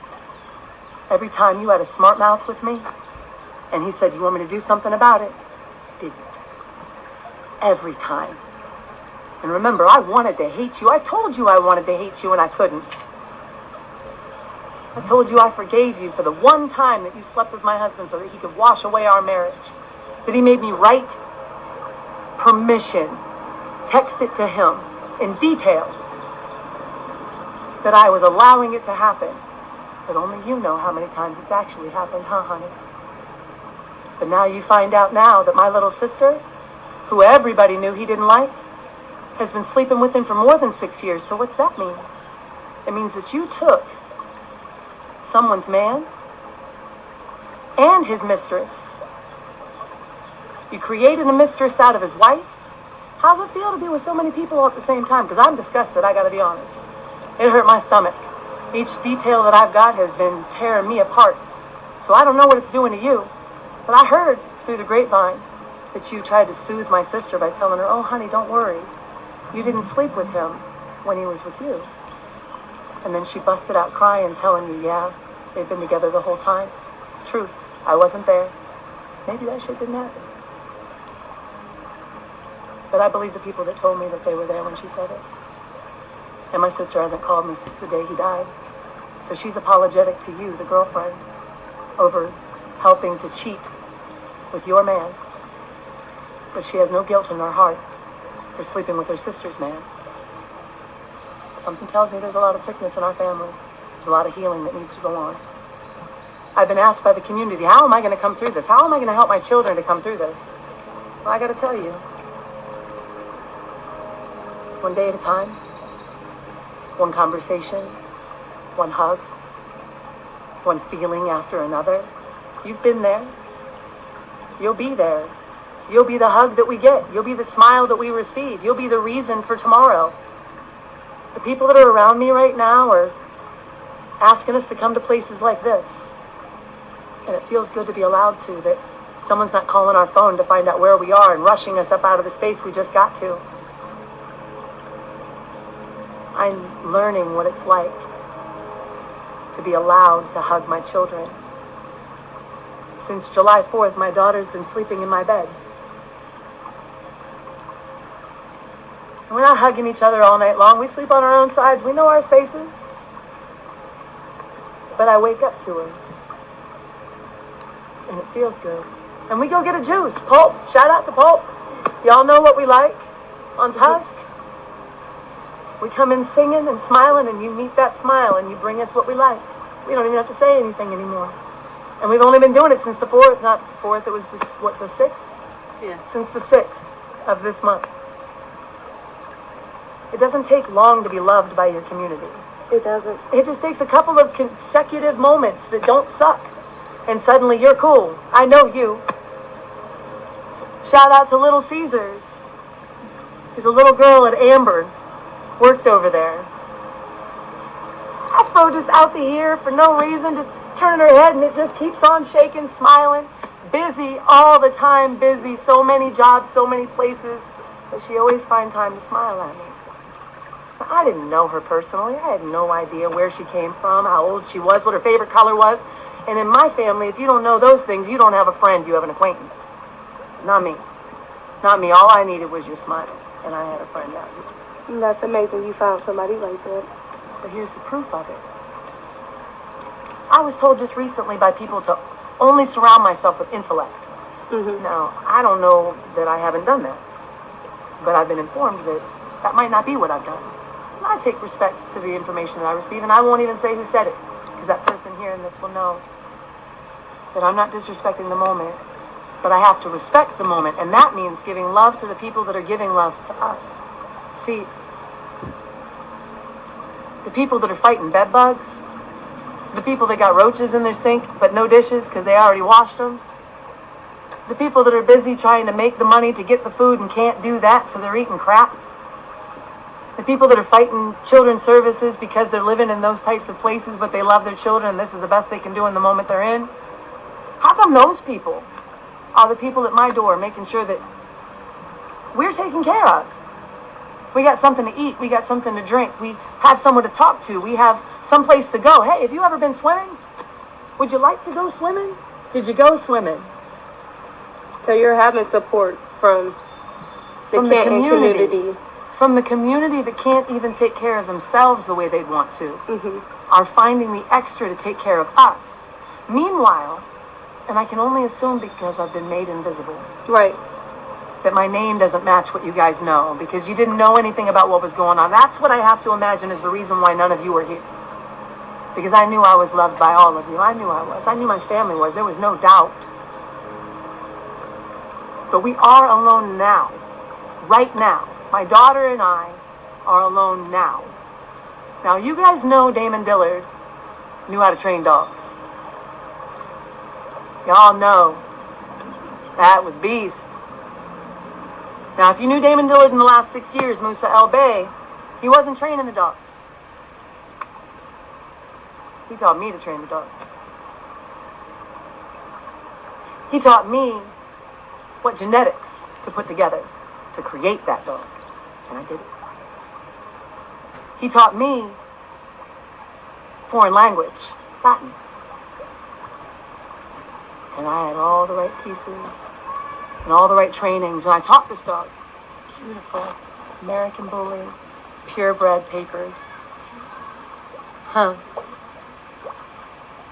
My older son comes home a few days after the murder to come and live with us so that it's not just a little girl and her mom in a house. Especially because, come on, people, you put my 16-year-old son's name in the news. He's a child. And you put his home address. Are you playing? Are you crazy? What is wrong with you? So my son's concerned about that, and he comes home. And he's never been allowed to be home because Damon Dillard, Musa El Bey, said, I'm not allowed to deal with my other children until these children are grown. I'm committed. You fuck with me, you stuck with me. They're not 18. You're not allowed to divert your energy. It belongs to them. So my son, Gabriel Pattison, is homeless at this time in Canal Fulton, where he grew up.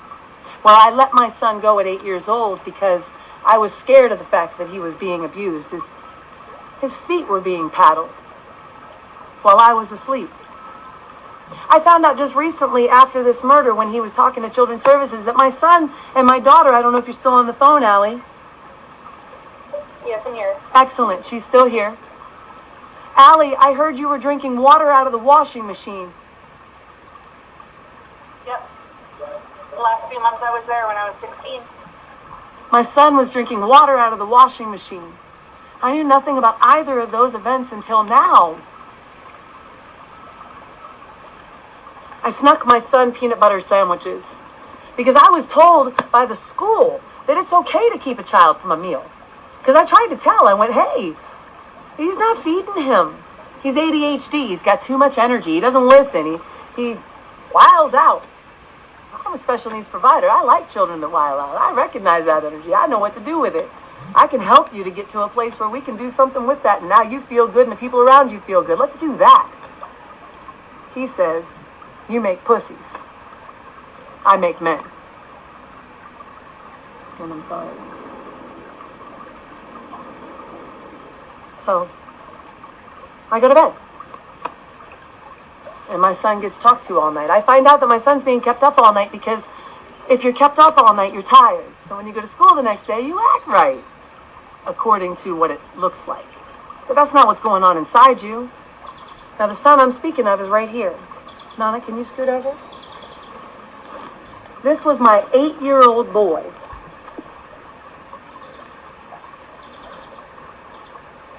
However close you can get. I'm sure she can turn the camera to face you. I can turn the camera to face you. My son didn't look like this 2 days ago. See, my son picks us all up. I got pictures of him. I'll put them up here. I'll make sure that you all see it over the last couple of days. He's picking everybody up. We're all out at the lake. Not the lake. I'm sorry. We didn't go to the lake because you were already tore up. She went to the lake yesterday. But we were at a hotel. Ace Loudpack. He went and got himself with this beautiful woman back here. I know y'all know Ace's wife, his girlfriend. I'm sorry, my fault. I pretend everybody that's together is married. I'm getting over that. I promise. I'm getting over that. But Angie, thank you for taking us out to a hotel and showing us how to have a good time. They took the whole community to the pool. They got a hotel room and took the whole community to the pool. They brought a jukebox looking thing and played the loudest, most obnoxious music and had people coming in acting all nervous to come in the room. But then once they got in, you had little kids, YMCA, and the whole place is jamming. Old chubby people coming in the room already dancing before they get to the pool. They knew how to make everybody comfortable. And they had us comfortable. My baby doesn't swim. She's bougie. She doesn't swim in chlorine water. She swims in Salt water. you heard salt water. Who of us has been in salt water? I haven't. I paid for it. So I know I can afford it. I will be swimming in salt water because now I don't have those kind of bills. But my baby doesn't swim in chlorine water. But she did that day. She jumped in. They don't know how to swim. All right, true. She floated in. I can doggy paddle. She did some doggy paddling. But this guy lifted us all up out of the water. We got pictures. Boo. Don't worry about it. Ace Loud Packs will put the pictures up of all of that loveliness. And this boy said, don't come home. Y'all having a good time. Stay here tonight. Do your giggling and singing in the hotel. We were all singing. We were doing some, what you call it, karaoke. Some of us sounded all right. Well, it's a good thing that you But guys the did a time fun was event. great. Yeah. So he says, Mom, I got you. Let me take the car home. Let me take this lady that I met at Little Caesars. I had to. Because how else are they going to know who you are? I told you, I'm telling. You gave me permission. You're sitting here. If you can tell me. No, I'm saying I met you. I'll get to how he met you. Because we're getting to that part of the story. He says, I'm going to take her home. And I'm going to go run the dogs, Mama. You stay here. I said, I'm really cool. I can come home. She's going to stay. I'm going to come home. He says, no. He says, I love seeing you smile. You're having a good time. Stay. I said, all right. So toss him the keys to my Volvo. By the way, I like Volvo. I found that on the side of the road, and that was a really cool car. It's not $250,000, but I like it. So he drives it back and forgets something and comes back, and Ace says something silly like, what happened? Did you guys get pulled over? Was there an accident? And he goes, stop putting that drama on me. So they left and they went back. They stopped off at the monument and talked for a minute. Then they went over to the house to run the dogs, where I wasn't there, so I won't tell this story, but I will tell you is that these two dogs are the last living things that belong to Musa El Bey, Damon Dillard. Yes, they were trained by me, but they were trained by me from him. He gave me the information that I was to use on these dogs. And then he would come home and sharpen that. And when I mean sharpen that, I mean, has anybody ever taught their dog to attack them? I have. See, he came home and he worked the dog that I had trained, that I had bred and trained. And the dog would look at me when he would give it a command to see if it was okay to listen. And he saw that. And he didn't like it. He said, this isn't my dog. I said, what makes it not your dog? He says, it doesn't listen to me. So when he left on another vacation, I started handing my dog off to strangers and having them do the commands, and I would call the dog to me until he wouldn't listen to anyone that wasn't holding his leash. So when he came back from the next vacation, handed him his dog back. It worked. That's his dog. But then he went to a new level, because that's what narcissists do. If you meet the challenge, they have to throw out a new challenge. So the new challenge was, I can make this dog bite you, you know. Well, see, I didn't know he was a narcissist, so I said, I don't think that's possible. He says, you challenging me. I said, no, I'm just making an observance. I really don't think the dog will bite me. So he puts my face near the cage, and the dog doesn't. He doesn't jump. He says, I'll kill your dog. So I recognize, okay, next challenge, next level. It's time. I'm going to teach the dog to attack me. How can I do that? They leave. I take treats. And I go up next to the cage, and I put my face next to the cage, and I growl. Like you would do when you're playing with a puppy. And every time he would give me a response, I'd treat him. Until finally I could get him to act a fool in the cage. I mean, just tear at the cage. Then I taught him clicks. so that I could shut him off before I get hurt, because I didn't want it to go to a level that I can't, like, there's got to be something, there's got to be an out. Yeah. A safe word, if you will. Yep. But I knew it couldn't be a word, because then the word would be heard. And see, Damon's smart. Moose is smart. So it was clicks. But see, my son, he left when he was 8 years old. Now, how old are you now? 23. Born on the centennial. 23 years old. So that's a lot of not training with dogs. So this guy, I'm going to go run the dogs, Mom. Well, see, my dogs didn't attack my son. My dogs went after each other. And because my son's not trained to know when to get involved, how to get involved, when not to get involved, was, I think, the most important part here. He put his arm between two dogs that were after each other. And he got bit more than 20 times. Now the community knows. Is that what happened to your arm? The dogs that attacked you and bit you over 20 times is the reason why your arm like that. Okay. For over 10 minutes? Hey, Nana. Okay. We took photos last night. See, I'm a retired paramedic. It's on his phone. Yeah, I was trying to talk to him the whole time. And they just I attacked you. No, my phone's still over there. Can I get you to go and get Gabriel's phone so we can pull up the photos? See? Want to show you guys some exclusive photos of his arm from the dogs that have attacked him. I retired Pretty soon. as a paramedic, EMT, in Canton Township. I was an advisor out there for the youth. I was a fireman. I lived in Canton Township all the way up until Damon and I got together and we bought this house in the city. That's when I retired. And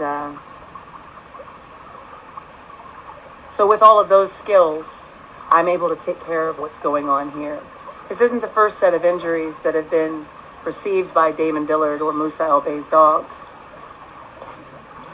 I think that's the reason why Damon dated women of our background, because the last woman he was with was a nurse.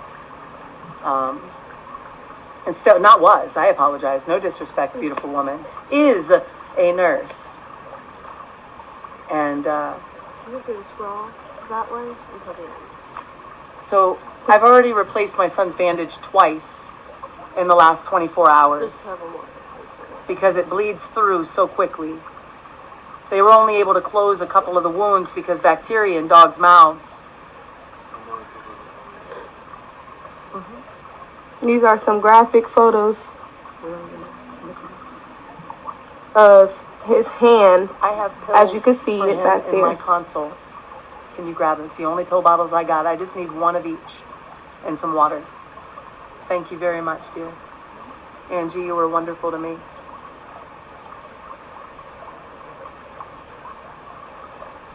That looks so painful. My son did not yell at my dogs. And he apologized for yelling at Amber, who was with him. He yelled at her to get out of the house. And his first concern with me when he got a hold of me was, please tell Angie I'm sorry. I didn't mean to yell at her. See, when you come from yelling and you come from violence, you're very cautious of being loud or quick to somebody because you don't want that feeling that you get, that we've had, that we're familiar with, to be shared with anybody else. See, I tried to keep my son out of my life, this guy. I really tried because I liked him so much. Damon knew that. So he would threaten my son. He would tell me he would hurt my son in order to get me to do what it was that he wanted me to do. Whatever it was. If it was stupid or if it was important, whatever. It didn't matter. It was just this threat all the time. So my son was homeless in Canal Fulton. I'm asking, can he come live here? And I was told no. And I wasn't to ask that again. But my son kept coming. Even to the point of being attacked by what was left of this man. And people are asking, how are we going to recover? Well, that's one of the ways how. These two dogs, I love them. I raised them. And burying them with him.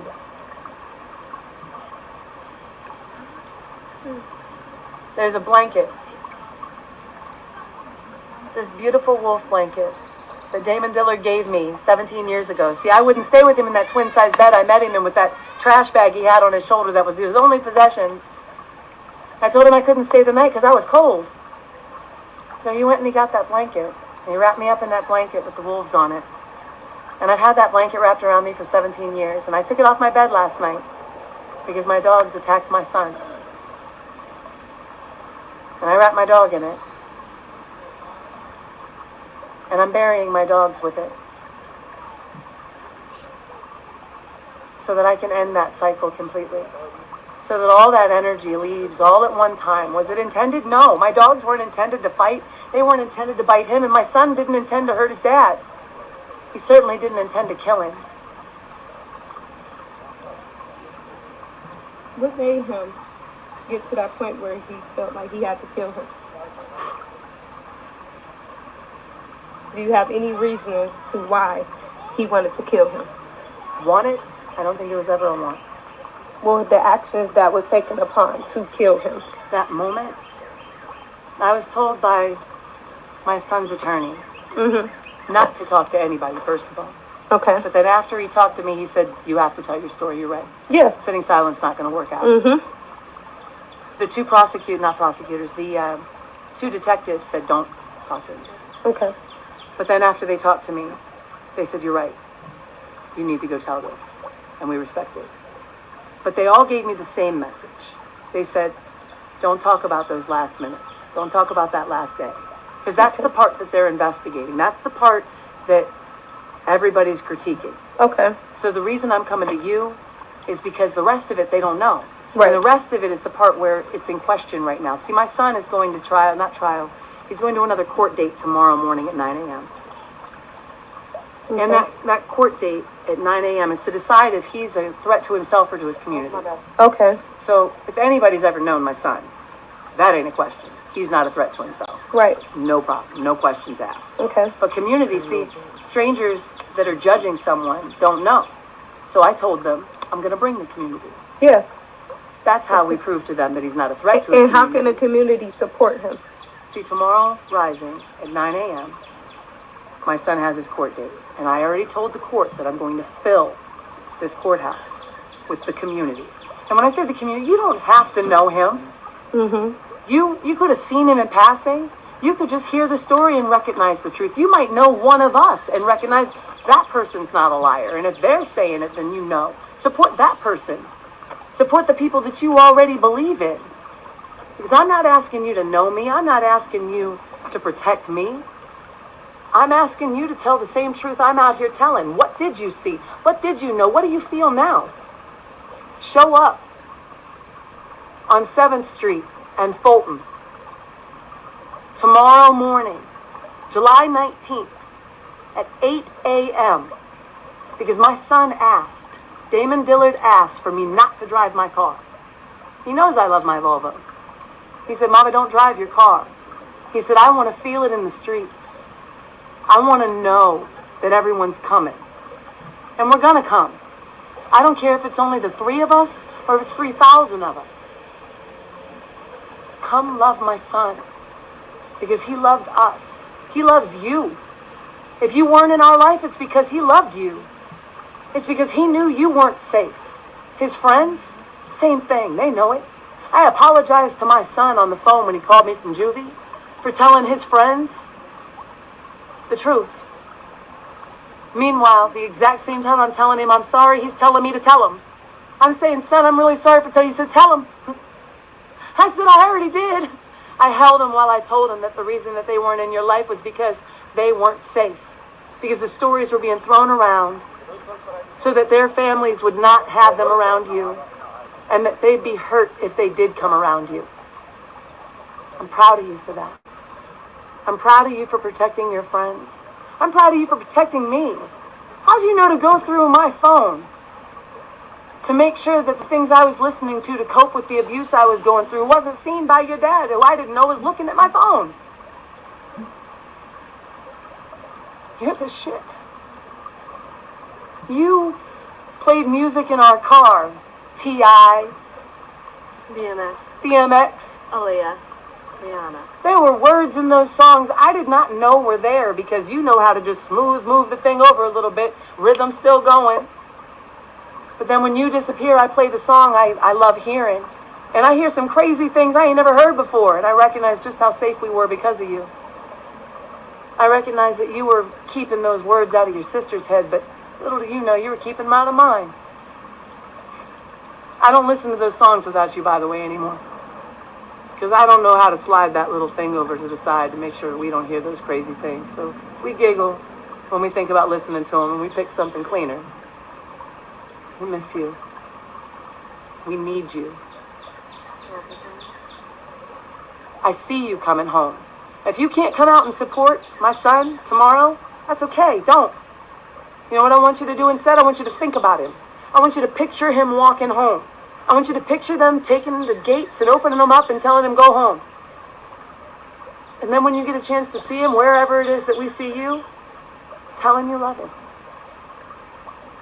Whatever reason it is that you love him. You don't love him the same reason I do.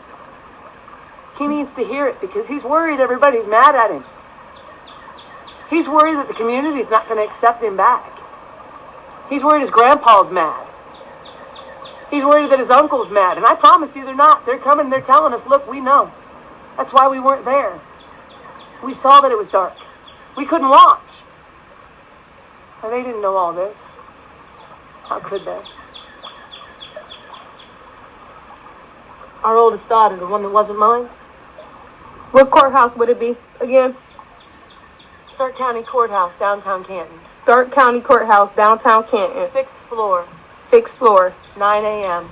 9 a.m. I don't care if you park your car up there because you can't walk that walk. That's all right. I don't care if you're so street that you can't be in a courthouse. Stand outside. I don't care if you're a child that just wants to tell Damon that you love him. Make a sign. We're not going to see you. Make sure we do. Hold up a sign that says, we love you, Damon. Set the lion free.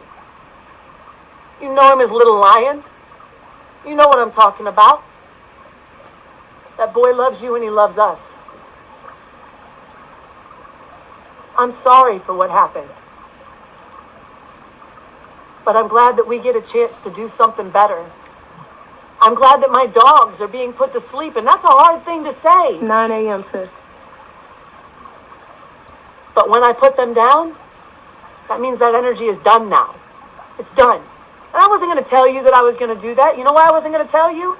Because they make me feel safe. My dogs, they let me know that we got you. The problem is that they were trained to do something more than that. They were trained to hurt people.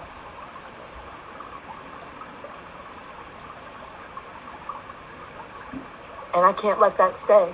I can't let that continue. So, Damon Leon Dillard's brother is making the phone call today so that I can lay with my dog, one at a time, and hug him, and hold him, give him a treat, tell him I love him, tell him I'm thankful, because so many times I was safe because of them. They'd step in the way. They'd lay at my feet. They'd be the warning to let me know that energy was coming so I could take that breath and get through that next moment. They'd sit outside my shower so I knew that I'd be safe there. They'd sit outside my toilet so I could go to the bathroom in peace. They'd walk with me out to my car because I no longer had a man to make sure that I was safe. My dogs would jump out the window at a whistle, be right by my side, and I'm telling you, if you knew me, you saw my dogs, I run packs. Shout out to my dogs, Hannibal and Giza. Big boys, blue and gray.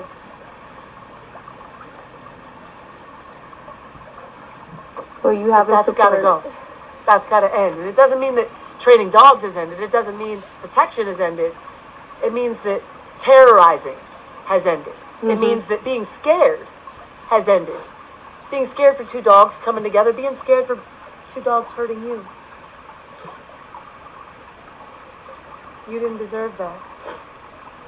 And even while you were being attacked, you didn't yell at the dogs.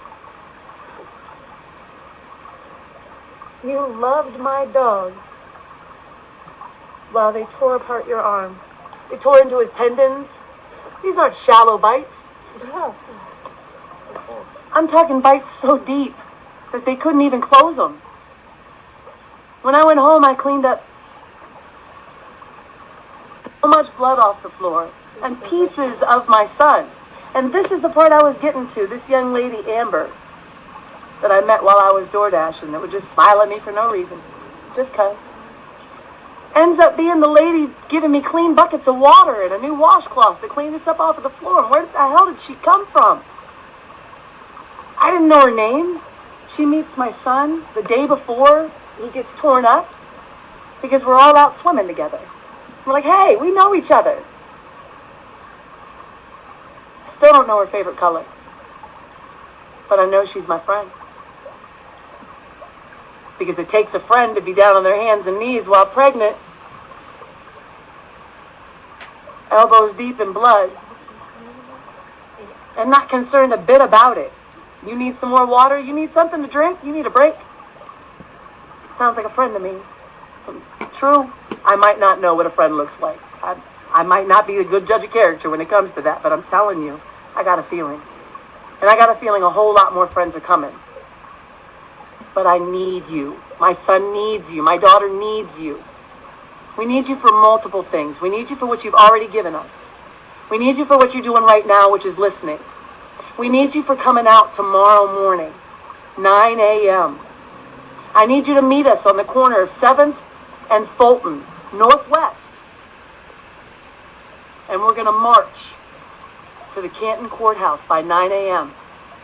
Set the lion free.